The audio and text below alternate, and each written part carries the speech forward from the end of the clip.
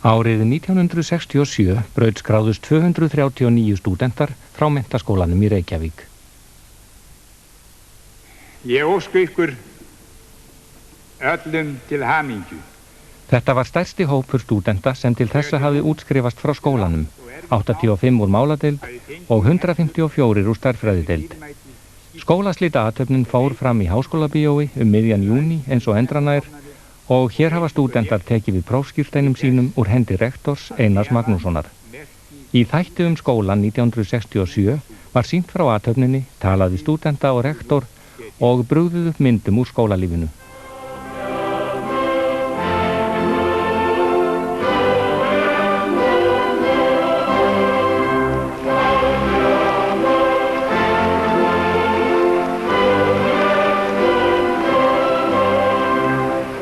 Á dimmisjón kvöddu sjöttubekkingar skólan. Þá flutti Baldur Guðlaugsson ræðu á sal og hann sagði meðal annars: 240 andlit bekkjarsystkina minna ljóma nú af gleði yfir að hafa lagt að baki erfiðan áfanga. En gleðin blandin söknuði yfir að sjá nú af skólasystkinum, kennurum og skólalífinu sem svo mjög hefur markað og mótað tilveru okkar þessi ár. Og við berum einnig í brjósti kvíða fyrir framtíðinni, við fyllumst beig við þá ákvörðun framtíðarstarf sem nú bíður okkar, ákvörðun sem kann að varða lífshamingju okkar. Upp frá þessum degi stöndum við ein og óstudd í þekkingarleitinni, áhyggjulausu menntaskóladögum lokið. Menntaskólaárin spanna eitt fegursta tímabil mannsævinnar. Við dveljum í skólanum þau ár sem eftir vill eru mikilvægust allra. Þau ár sem breyta óþroskuðum unglingi í fullvaxinn mann og leggja drög af lífsskoðunum hans og lærdómi. Á þessum árum opnast augu okkar skyndilega fyrir því að við erum sjálfstæðar verur með sjálfstæða skoðun og hugsun. Við minnumst selsferða, ferðalaga og hverskins skemmtikvölda hér í skólanum. Við minnumst ótal glaðra stunda í góðravina hópi, stunda sem að vísu koma aldrei aftur en varðveitast þó í minningunni. Í 4 vetur hefur skólinn verið meginþáttur tilveru okkar allra. Við höfum þolað saman súrt og sætt, átt sameiginleg áhugamál, glímt við sömu vandamál. Okkur fylgja hérðan minningar sem veita munu birtu inn í tilveru okkar í hretverum og myrkri lífsins. Hér nýttust þau vináttubönd sem seint munu bresta. Einstök atvik úr skólalífinu, léleg frammistaða í tímum, hnittin tilsvör og ólæti í selsferðum munu móta þær minningar sem aldrei glatast. Og þegar lengra dregur mun okkur skiljast að lærifeðurnir voru þrátt fyrir allt mannlegir. Nokkrir stúdentar hlutu verðlaun fyrir góðan námsárangur eða fyrir ötula forystu í félagsmálum. Kolbrún Haraldsdóttir hlaut verðlaun úr verðlaunasjóði 40 ára stúdenta frá 1903 fyrir hæstu einkunn í latínu við stúdentspróf. Kolbrún þakkaði fyrir sig á latínu auðvitað. Optime rector, clarissimi magistri, hoc die discipuli, qui scholam relinquimus, pleni gaudii sumus, sed non solum gaudii, sed etiam felicitatis et gratiae. Grati sumus rectori scholae, grati magistris, grati scholae reverendissime veterique, in hac fere omnes optimi et docti vire patriae dedicerunt. Abitura ex hac schola decernere non possum, quid plus valeat in mente mea desiderium an Laetitia. Finem faciens horum paucorum verborum, gratias agere volo, et rectori optimo, et magistri clarissimo, eruditissimoque, lingue latine, Ione filio Julii, qui nos egregie docuit, et omnibus ceteris magistris. Vivat lingua latina, vivat crescat, floreat, Skóla Reykjavíkensis.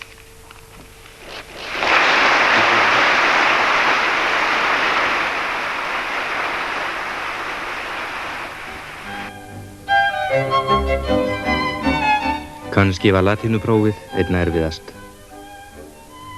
Hólmfríður Árnadóttir komin úr prófinu og reynir að hughrista 2 vinkonur, Láru Margréti Ragnarsdóttur og Þórunni Þórarinsdóttur. Nú það munnlega prófið, textinn, málfræðin. Við skulum nú fylgjast með þeim að prófborðinu og forvitnast það hvernig latínupróf fer fram. Það 7. C, Lára Margrét Ragnarsdóttir næst.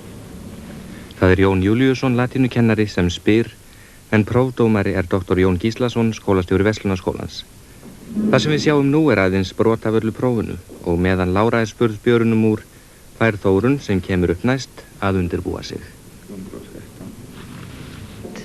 Nonum calenda septembres, hora fere septima, mater mea indicat ei apparere nubem inusitata et magnitudine et specie. Usus ille sole, mox frigida gustaverat jacens studebatque, poscit soleas ascendit locum ex quo maxime miraculum illud conspici poterat. Þetta gera svolítið að leggja út textan. Hann var í Mísenum og hafði sjálfur á hendi stjórn flotans. Já. 23. ágúst, nálega 7. stund, sagði móður mín mér, eða benti móður mín mér á, að hún sæi óvinnulegt ský og mikið hvað snerti stærð og útlit. Já. Hann hafði verið í sólbaði og tekið kalt bað og borðað liggjandi og las nú. Já, við athugum lýsingarorð af sól, hvað er það? Já, það solaris. Já, en enskunni myndi það breytast í? Solar. Solar. Þetta sama þróun á til þess að stjarna, það heitir? Stella. Já, og fleiri orðum. Polar. Já, rétt, polar. Og svo að tungl heitir á latínu? Luna. Luna og lýsingarorði verður? Lunaris. Lunaris og enskunni myndi það verða þá? Lunar. Lunar, sama þróunin. Ef við lítum þarna orðið jacens, þá þýðir það sem sé liggjandi. Liggjandi, slík málfræðilega þá myndum við kalla þetta lýsingarhátt þarna nútíðar. Lýsingarhátt nútíðar. Í þessari stöðu myndi hann greinast sem participium conjunctum. Og þá var þarna sögnin studebat, það af sögnin studeo og lýsingarháttu nútíðar þeirri sögn, hvernig hann? Studens, og það sama okkar orð? Og student. Íþróttafélag starfandi í menntaskólanum í Reykjavík. Þessi keppni í pokarhlaupi fór fram í Íþróttahúsinu að Hálóalandi á liðnum vetri á hinni árlegu íþróttahátíð félagsins.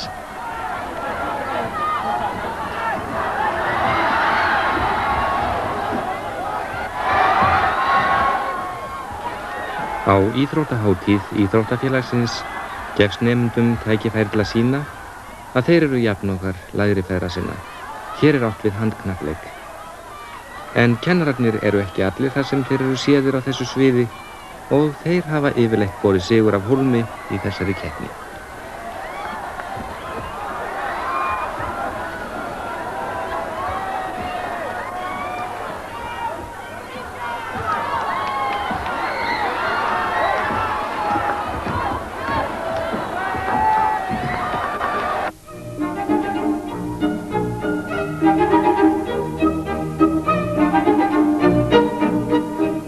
Einar Magnússon rektor menntaskólans í Reykjavík.